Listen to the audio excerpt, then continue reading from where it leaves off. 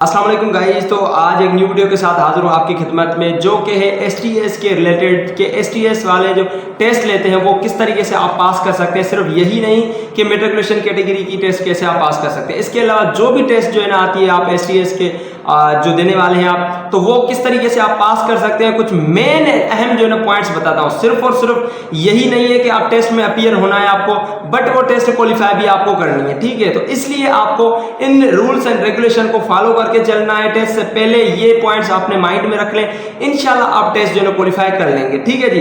तो ये वीडियो उन लोगों के लिए जो अपकमिंग जो एसटीएस के अंदर टेस्ट देने वाले हैं, और खास करके उनके लिए जो मेट्रिकुलेशन कैटेगरी की टेस्ट है, ठीक है, इसी जून 2025 के अंदर। दिस साइड मोहम्मद रमजान, आप देख रहे हैं Mohammad Ramzan YouTube channel. Welcome करता हूं मैं आपका मेरे इस यूट्यूब चैनल के ऊपर। इसी चैनल पे आपको लर्निंग, अर्निंग और जॉब्स के related real and authentic knowledge सबसे पहले मिलती रहती है। अगर चैनल पे नए हैं तो चैनल को सब्सक्राइब कर दें, वीडियो को लाइक कर दें। ये सारी मेहनत आप लोगों के लिए, आप लोगों से हमें और कुछ नहीं चाहिए, सिर्फ और सिर्फ आपकी सपोर्ट चाहिए, आपका प्यार चाहिए। इसी चीज के हम तलबगार हैं। बाकी ये मेहनत हम आप लोगों के लिए करते रहेंगे, ठीक है जी। एक और मैं सर्विस आपको प्रोवाइड करने वाला हूं जो कि ग्राफिक डिजाइनिंग के रिलेटेड। अगर आपको किसी पोर्टल वगैरह में अगर आपको कोई हेल्प चाहिए, पोर्टल बनवाना है या फिर जॉब के अंदर अप्लाई करना है या फिर ग्राफिक डिजाइनिंग के रिलेटेड सीवी, पोस्टर वगैरह, थंबनेल वगैरह बनवाना है, तो आप मुझसे इंस्टाग्राम के ऊपर रब्ता कर सकते हैं। अब ज्यादा टाइम वेस्ट नहीं करते, चलते हैं वीडियो की तरफ के बेसिकली जो है ना वीडियो आज का क्या होने वाला है। तो कुछ पॉइंट्स आपको मैं 5-6 बताऊंगा जिनको आपको माइंड में रख के और आपको टेस्ट के अंदर अपीयर होना है, ठीक है। सबसे पहले तो आपका टाइम है वो आपकी रिपोर्टिंग टाइम, जो उनका शेड्यूल होता है उस शेड्यूल के मुताबिक आप जाएंगे जिस भी तारीख आपकी टेस्ट है।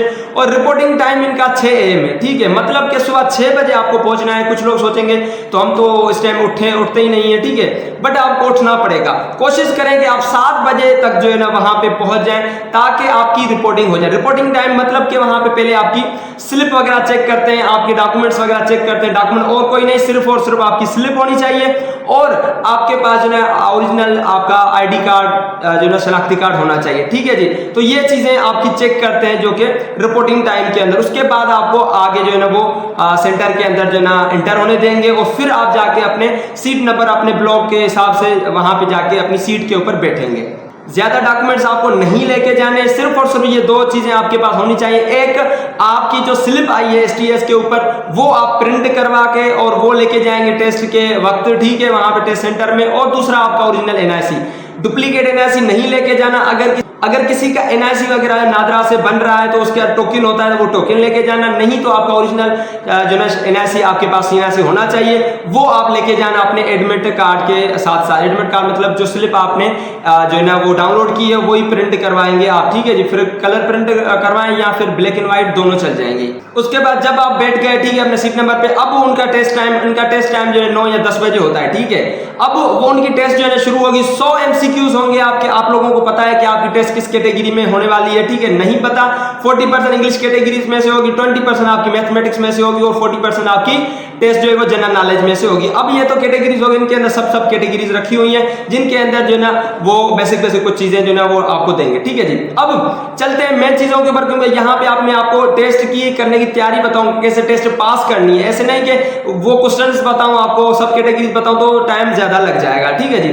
तो अब मेन चीज के ऊपर चलते हैं। अब बेसिकली आपको क्या करना है, जब आप बैठ जाएंगे तो वहां पे पहले आपको एक आंसर शीट देंगे। हाँ जी, आंसर शीट देंगे जिसके 2 पेजेस होंगे, बट एक पेज आपको महसूस होगा, एक उसके नीचे होगा जो कि आप टिक करेंगे ना, नीचे वो कार्बान जो है ना टिक होगा, तो वो आंसर शीट आफ्टर टेस्ट आपको देंगे, ठीक है जी। वो भी आपको बताने वाला हूं। अब आंसर शीट के ऊपर आपका नाम, आपका सीट नंबर या डेट वगैरह होगी तो उसको आपको सही तरीके से अपना सीट नंबर वगैरह भर देना है। सारी चीजें जो भी वहां पे फिलिंग है तो वो आपको फिल कर देनी है। उसके बाद आपको देंगे वो क्वेश्चन पेपर, ठीक है। मतलब कि 2 आपके पास पेपर होंगे, एक आपके पास आंसर शीट होगी, एक आपके पास क्वेश्चन पेपर होगा, सही है। अब जो आपको क्वेश्चन पेपर, मतलब कि आपने क्वेश्चन 1 पढ़ लिया, ठीक है, ये क्वेश्चन है, वहां पे गौर से आपको पहले क्वेश्चन पढ़ना है। ये क्वेश्चन क्या कह रहा है, पहले ऊपर देखेंगे।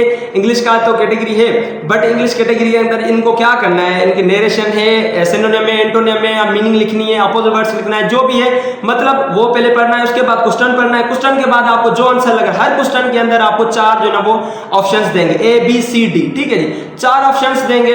अब यहाँ पे आपको क्वेश्चन 1 में मतलब कि फॉर एग्जांपल मान ले कि आपको सी जो है ना टॉपिक सही लग रहा है, सी मतलब कि टिक सही लग रहा है आपको कि सी फर्स्ट क्वेश्चन में, ठीक है। तो आप क्या करेंगे, अपने आंसर शीट उठाएंगे, वहां पे क्वेश्चन 1 होगा, 100 MCQ वहां पे लिखे होंगे, ठीक है। उनके ऑप्शंस भी होंगे A B सी डी हर किसी के, ठीक है, 4 ऑप्शन। अब सी आपको ठीक लग रहा है तो उसको आप फिल करेंगे ऐसे, ठीक है जी। वो जो है ना आपको पेन वगैरह भी प्रोवाइड कर देंगे, पेंसिल वगैरह प्रोवाइड कर देंगे, फिर भी आपके पास होनी चाहिए, ठीक है। जो आपको ठीक लग रहा है उसको क्या करेंगे आप फिल करेंगे, सिंपल, ओके जी। इस तरीके से आपको क्या करना है, अपना आंसर शीट को फिल करना है, सारे एमसीक्यू जो आपको ऑप्शन ठीक लग रहे हैं इस तरीके से आपको फिल कर देने। और हाँ, यहाँ पे एक चीज की आपको ख्याल करना है, कभी भी ऐसे गलती मत करना, एक ही क्वेश्चन के 2 ऑप्शन नहीं टिक करना। अगर आपने ऐसा कर लिया तो वो क्वेश्चन अगर आपने सही भी टिक किया है तो वो क्वेश्चन गलत हो जाएगा, ठीक है, क्योंकि उनकी मशीनरी के अंदर जो है ये नेगेटिव मार्क में काउंट होता है। तो यहाँ पे आपको ज्यादा से ज्यादा ख्याल रखना है, किसी भी क्वेश्चन के 2 एमसीक्यू टिक नहीं करना, एक एमसीक्यू जो आपको ठीक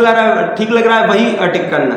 और आपको एक प्लस पॉइंट में बता दूं, कोशिश करना सबसे पहले जो आपको एमसीक्यूज आते हैं ना, जो आपको क्वेश्चन समझ में आ रहे हैं, उनके आंसर आ रहे हैं, तो पहले वो कर देना जल्दी से। बाकी जो नहीं आ रहे उनको छोड़ देना, उनको बाद में करना है, ताकि आपके पास टाइम बचेगा उनके पास, फिर उनके ऊपर टाइम लगाना। जैसे मैथमेटिक्स के अंदर कुछ जो है ना चीजें आपको रफ करनी पड़ती है, कुछ चीजों का आपको जो है ना वो सम निकालना पड़ता है, या कुछ चीजों की परसेंटेज, तो वो रफ के ऊपर वो रफ पेज भी आपको देंगे, लास्ट पेज होगा क्वेश्चन पेपर के ऊपर, वहां पे रफ भी कर सकते हैं। मतलब कि उन चीजों को आपको बाद में कर देना, जो आपको आ रहे हैं सिंपल पहले सारा वो कर देना है आपको, ठीक है। तो ये आप जरूर अप्लाई करना। इसके साथ साथ आपको टाइम भी देखना है, ठीक है। 100 एमसीक्यूज होंगे तो 100 जो है ना वो आपके पास मिनट्स होंगे। ऐसा ना हो कि आपने 50 एमसीक्यूज किए हैं और बाकी रिमेनिंग टाइम 5 मिनट हो, ऐसा कभी नहीं करना। टाइम को भी आपको जो है ना अपने हिसाब से देख लेना है, ठीक है जी। टाइम के साथ साथ आपको एमसीक्यूज को हल कर देना है, और कोशिश करने आप लास्ट तक करें, इजी तरीके से करें, कोई भी जल्दी वगैरह नहीं है। पहले जो आता है आपको वो करते जाएं, उसके बाद जो नहीं आ रहा वो आप बाद में करें, उनके ऊपर माइंड लगाएं, ठीक है। इस तरीके से आप सारे क्वेश्चन करना, कोई भी नहीं जो ना आपको रिमेनिंग करना, कोई भी 2 एमसीक्यूज मत टिक करना, एक ही क्वेश्चन के अंदर एक ही टिक करना जो आपको सही लग रहा है। जल्दबाजी कोई भी नहीं करनी है आपको। रफ कवर कोई काम करना है, रफ भी आप लास्ट पेज के ऊपर कर सकते हैं। इसके बाद जब टेस्ट खत्म हो जाए तो आप आंसर शीट वो जरूर देंगे, आंसर शीट वो अपनी संभाल के रखना, ठीक है। आंसर शीट ही आपकी जो है ना एक मेन पॉइंट है। आंसर शीट के ऊपर ही आप बाद में आके चेक करेंगे, उसी दिन के अंदर शाम में ही वो जो है की वगैरह अपलोड कर लेते हैं, रात में अपलोड कर लेते हैं, या दूसरे दिन ही आप अपलोड वो कर लेते हैं। तो फिर आप अपने आंसर शीट के ऊपर क्या करेंगे, एमसीक्यू टिक कर लेंगे, वो आंसर की जो है वो अपलोड कर देंगे। फॉर एग्जांपल क्वेश्चन 1 के अंदर जो है सी है, क्वेश्चन बी के ऊपर बी है, क्वेश्चन 3 के ऊपर जो है वो डी है। इस तरीके से जो आपने टिक किया है तो फिर आप क्या करेंगे, आंसर शीट आपके पास है, और फिर जो उन लोगों ने जो की अपलोड की है उन दोनों को आप कंपेयर करेंगे कि कौन सा आपने सही किया है, कौन सा आपने गलत किया है, तो आपको आइडिया हो जाएगा, आपको पता चल जाएगा, ठीक है। तो आपको आंसर शीट संभाल के रखनी है ताकि आप चेक कर सकें। आई होप कि आपने सारी चीजें समझ ली होंगी। फिर भी कोई डाउट, फिर भी कोई क्वेश्चन है तो आप कमेंट कर सकते हैं। मेरे ख्याल से आपके पास क्वेश्चन कोई भी नहीं होना चाहिए, क्योंकि A to Z तक जो है ना मैंने इसी वीडियो के अंदर आपको बताया है। इस तरीके से अगर आप टेस्ट करते हैं तो इंशाल्लाह मैं गारंटी देता हूं कि आप टेस्ट का एक तरीका आ जाएगा और आप टेस्ट जो है पास कर लेंगे। बाकी बेस्ट विशेष है मेरी सब लोगों के लिए जो मेट्रिकुलेशन के अंदर 5 to 15 में टेस्ट देने वाले मेट्रिकुलेशन कैटेगरी के अंदर, इसके साथ साथ जो अपकमिंग ग्रेजुएशन कैटेगरी के अंदर देंगे, फिर इंटरमीडिएट कैटेगरी के अंदर देंगे। तो STS की सारी टेस्ट इस तरीके से आप दे सकते हैं, ठीक है जी। मुझे दे इजाजत, अपना रखिए ख्याल, अल्लाह हाफिज।